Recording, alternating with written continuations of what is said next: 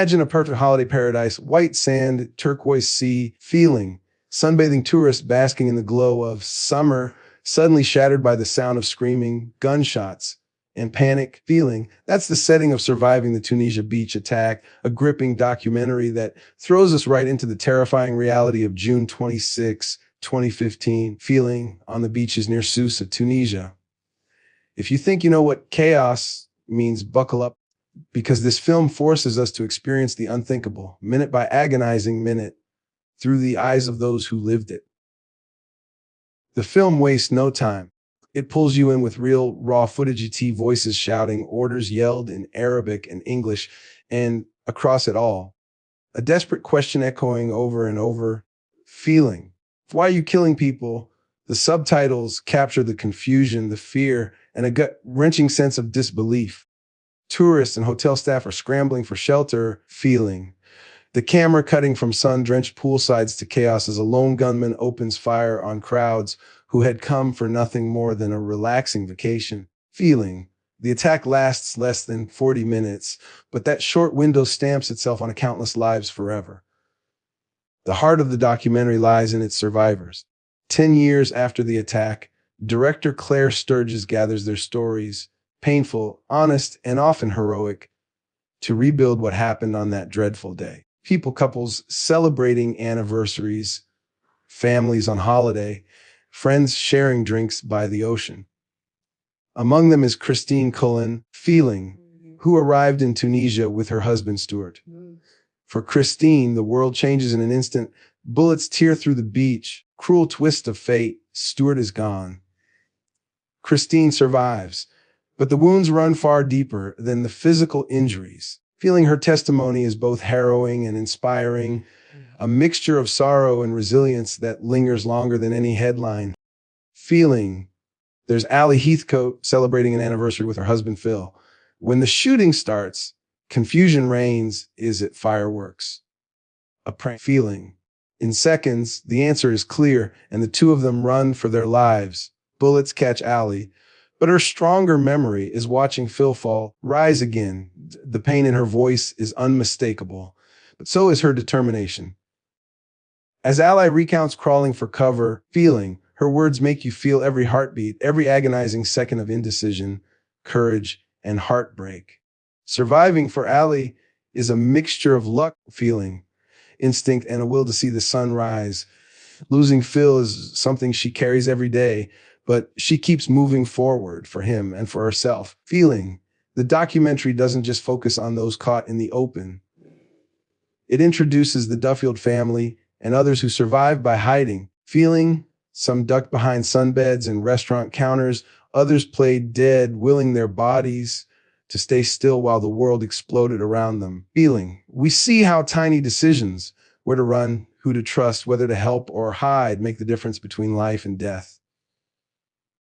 The pain is universal. Feeling. So too is the heroism, tourists shielding strangers, hotel employees risking their lives, a father calling out for his son in the chaos. The gunfire and confusion. The documentary highlights the split-second decisions that determine fate. In an especially heart-stopping sequence, a stun grenade is seen and heard. People shout warnings, try to organize, drag each other to safety. Camera phones shake wildly. Some ask, did he die? Did he die? Referring to the gunman, emphasizing how unprepared these holidaymakers were for such horror. Feeling. The subtitles and audio make the terror intimate. We are not just spectators, but witnesses, haunted by every why, brother, why. Feeling. And every desperate plea. What sets Surviving the Tunisia Beach Attack apart is how it doesn't end with the gunfire. Feeling. The attack left 30 dead, 30 of them British, and scores injured.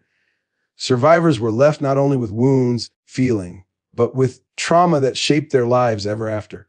The film moves beyond the tragedy, exploring the slow, difficult road to recovery. Feeling. Survivors like Allie Heathcote and Christine Cullen describe sleepless nights, flashbacks, the weight of survivors' guilt, feeling. But they also talk about resilience, celebrating families, symbolically reclaiming joy from the memory of terror, feeling. Personal stories of hope and connection emerge as a counterpoint to the violence. The Duffields, having lost friends but survived themselves, feeling, become organizers of memorials, keeping the memories of the lost alive and fighting to ensure this story is neither erased nor sensationalized. Feeling. Some survivors break their silence to advocate for better protection and more compassionate support for terrorism victims. We see weddings, new children, community events, and fundraising for charity, acts of resistance against being remembered only for tragedy. 10 years on, the attack has left deep scars, but also powerful lessons. Each survivor speaks honestly about living with trauma of panic attacks, anxiety, shattered families, feeling, but all expected transformations.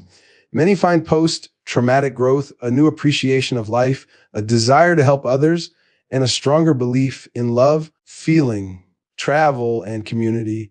The documentary asks us hard questions. How do you go back to a beach after something like this? Can you travel again? Feeling, is it possible for life's joys to outshine the shadow of loss? For these survivors, the answer is yes, but not without a daily battle.